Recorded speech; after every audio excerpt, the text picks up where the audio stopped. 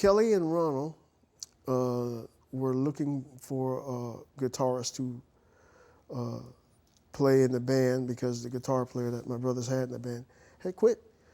And they heard about this guy in the village and played very well. And they just found him and, hey man, play something for me. I can't. My guitar's in the pawn shop. Get his guitar out. Play something for me. I can't. Things were tight. Because my guitar doesn't have any strings on it. And then we bought the strings, and then he was saying, man, I heard all about you guys. He was putting the strings on the guitar, and I'm listening. And he said, as he got the string, he turned the guitar was turning around, and he's left-handed, you know. Turned, and he started.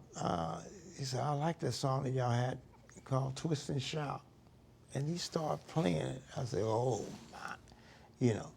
We hired him right away. Could introduce you to the rest of the brothers in the band. We got rehearsals, you know, like in a couple of days. I can't make rehearsals in New Jersey because I do not have a place to stay. All right, these are your worldly goods here?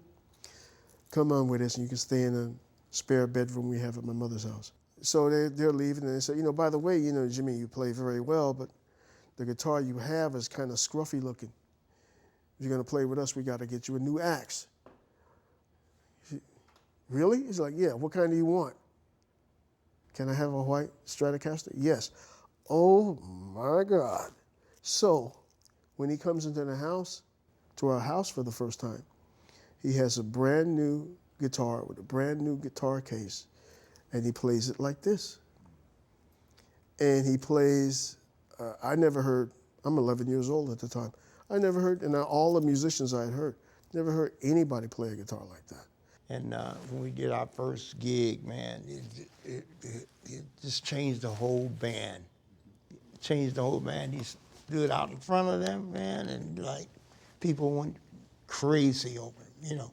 And he had stage presence. He had a good sense of humor. He was respectful, polite. He learned very fast. He would start a band before the first rehearsal was over. And, you know, from like the jump, he was given preferential treatment, which, you know, some of the guys in the band, it rubbed him the wrong way, but place. Because it turns out that person, that you never know who you're dealing with or who you're rubbing elbows with. The night that the Beatles played on Ed Sullivan for the first time, on our couch is me on the left side, Marvin, the youngest brother, on the right side, and Jimi Hendrix in the middle.